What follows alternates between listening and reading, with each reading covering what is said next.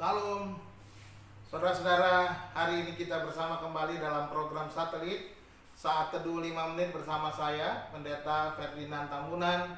Mari kita siapkan hati kita untuk membaca dan merenungkan firman Tuhan. Kita berdoa terlebih dahulu. Bapa, terima kasih kami datang kepadamu hari ini untuk membaca merenungkan firman-Mu. Hamba berdoa untuk setiap pendengar, biar Engkau mencurahkan kasih setiamu, berkat-berkatmu atas kami semua, sehingga kami semua boleh mendapatkan kekuatan baru dari firman Tuhan dan boleh berjalan sebagai orang yang beriman dan berkenan di hadapan-Mu ya Tuhan. Dan berkati juga setiap yang sakit agar Tuhan berikan kesembuhan, kekuatan kepada yang lemah, dan penghiburan kepada yang susah. Dan biarlah kuasa Roh Kudus memenuhi hidup kami. Terima kasih Bapa. Kami berdoa di dalam nama Tuhan Yesus Kristus. Haleluya. Amin.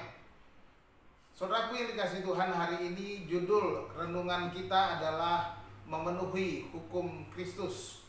Dan firman Tuhan saya akan bacakan dari kitab Galatia pasal yang ke-6 ayat 1 sampai ada yang ke-5, bunyinya demikian.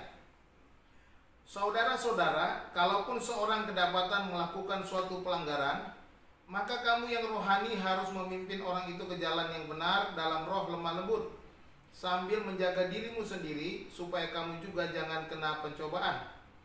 Bertolong-tolonganlah menanggung bebanmu, demikianlah kamu memenuhi hukum Kristus. Sebab kalau seorang menyangka bahwa ia berarti padahal ia sama sekali tidak berarti, ia menipu dirinya sendiri. Baiklah, tiap-tiap orang menguji pekerjaannya sendiri, maka ia boleh bermegah melihat keadaannya sendiri dan bukan melihat keadaan orang lain. Sebab tiap-tiap orang akan memikul tanggungannya sendiri. Amin. Demikian firman Tuhan. Saudara yang dikasihi Tuhan, dalam bagian pasal 6 merupakan bagian akhir dari surat Paulus kepada jemaat di Galatia, dan Paulus mengingatkan untuk mereka memenuhi hukum Kristus. Memenuhi hukum Kristus. Kita tahu hukum Kristus adalah hukum kasih. Bagaimana kasih diterapkan di dalam gereja, kasih dinyatakan di dalam persekutuan orang-orang percaya, bagaimana kasih diwujudkan di dalam kehidupan keseharian setiap warga gereja, setiap orang yang percaya kepada Tuhan. Dan inilah yang Paulus mau tekankan kepada kita pada hari ini, bahwa kita juga harus memenuhi hukum Kristus. Dan kalau kita membaca dalam ayat-ayat ini ada 3 hal yang perlu kita ingat. Yang pertama, dalam memenuhi hukum Kristus itu bahwa kita harus menguatkan mereka yang lemah imannya. Di dalam ayat 1 dikatakan, saudara-saudara, kalaupun seorang kedapatan melakukan suatu pelanggaran, maka kamu yang rohani harus memimpin orang itu ke jalan yang benar dalam roh lemah lembut, sambil menjaga dirimu sendiri supaya kamu juga jangan jatuh kena pencobaan. Nah, saudara-saudara, di sini diingatkan supaya setiap kita ketika melihat orang yang lemah imannya, mereka yang jatuh, dan kita yang rohani, harusnya membimbing orang itu dengan roh lemah lembut. Kita membawanya untuk membantunya bertumbuh dalam iman, bukan malah melemahkan imannya, menghakimi dia, menjatuhkan dia lebih terpuruk sehingga dia semakin jauh dari Tuhan. Tetapi kita kalau menjadi orang yang lebih rohani daripada orang lain, kita harus membimbing dia di dalam imannya. Itu yang pertama, sebagai orang yang memenuhi hukum Kristus, kita mengasihi saudara kita.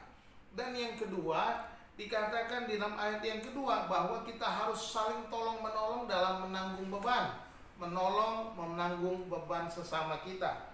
Di dalam ayat kedua, bertolong-tolonganlah menanggung bebanmu, demikianlah kamu memenuhi hukum Kristus. Di sini kasih ditunjukkan dalam saling menolong satu dengan yang lain. Bertolong-tolongan menanggung beban. Beban saudara kita adalah beban kita, menjadi bagian dari kehidupan pelayanan kita.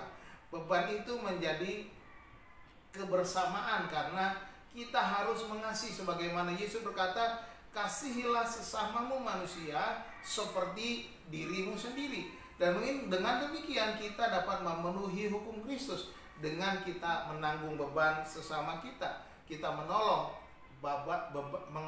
mengatasi beban saudara-saudara kita yang memerlukan pertolongan.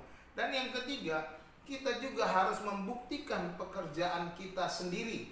Di dalam ayat yang ketiga sampai kelima dikatakan, sebab kalau seorang menyangka bahwa ia berarti, perhatikan di sana, dia katakan kalau ada orang menyangka bahwa dia berarti, padahal ia sama sekali tidak berarti, ia menipu dirinya sendiri. Jadi jangan menganggap diri berarti, padahal sebenarnya kita tidak punya apa-apa.